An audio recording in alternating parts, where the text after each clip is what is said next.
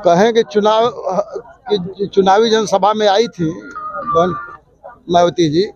उन्होंने अपना जनता को बहुजन समाज पार्टी की नीतियों के बारे में, अपनी सरकार की प्रदेश की उपलब्धियों के बारे में और आने वाली भारत सरकार में भागीदारी मिलने पर करने वाले जनहित के कार्यों के बारे में उन्होंने विस्तार से बताया है। क्या लग रहा है?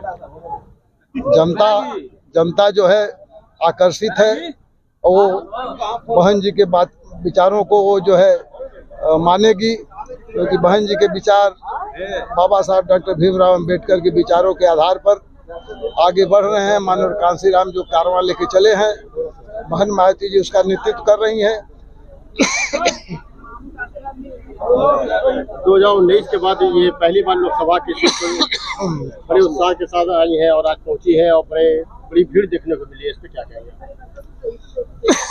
जनता में उत्साह है, काफी उत्साह है। बहुजन समाज पार्टी के प्रति आकर्षण है, बहन कुमारी मायावती के कार्यों के प्रति आकर्षण है। लोगों को उम्मीद है कि बहन जी के नेतृत्व में दबे कुचले दलितों का, पिछड़े वर्गों का, अल्पसंख्यकों का उत्थान होगा। इस उम्मीद से लोग काफी उमड़ करके आए हुए थे। चिलचिलाते हुए गर्मिया में बहुत दूर दूर से लोग आए हैं और जमकर खड़ी थी जो है बहन जी। यही तो बात है कि इतनी ज्यादा उमड़ी हुई भीड़ और उसमें आपने विशेषण भी लगा दिया कि चिलचिलाती हुई धूप में उसी लोकसभा क्षेत्र से भारी मतों से विजयी बनावे। हमने 99 में काम करके दिखाया है, पार्लियामेंट में भी हमने आवाज उठाई है, क्षेत्र में भी काम किया है। लोग हमें बखूबी जानते हैं, हम यहीं के रहने वाले हैं, हम बाहरी नहीं हैं। सुख सुविधा आसानी से जनता हमसे मिल लेती है, इसलिए चाहिए कि वो हमें चुनाव साल हाथी के बटन दबा करके जिताए। उड़ गया हो। अपने लोकसभा क्षेत्र घोसी से आजमगढ़, लालगंज, बलिया के तमाम साथियों की तरफ से, अपने नेता आदरणीय बहन जी का, अपने तमाम कार्यकर्ताओं की तरफ से, जनता की तरफ से उनका बहुत बहुत आभार प्रकट करते हैं कि बहन जी आकर जनता में जो उत्साह पैदा की और उसके साथ ही साथ उन्होंने जो बहुत सारी उसमें बताया उनका अगर सरकार बनती है तो बहन जी ने जो वादे किए उन्होंने किया है और करेंगे, ये वादा है। कितना असर रहेगा बहन जी के आने से यहाँ पे? बहुत, आपने देखा नहीं, इतनी शिद्दत की गर्मी पड़ रही है जहाँ पे लोग बाहरों से निकलना गवारा नहीं कर रहे। ऐसे में बहन जी से मिलने, अपने नेता को सुनने के लिए लोग यहाँ पे सुबह से इंतजार कर रहे हैं। ये उत्साह बता रहा है कि आने वाले दिनों में बीएसपी की सरकार बनने जा रही है। आज माध्यम से मैंने कांग्रेस का मैं सेवा किया 12 साल जी, और उसके बाद मैं बसपा में आ गया। क्या असर पड़ेगा?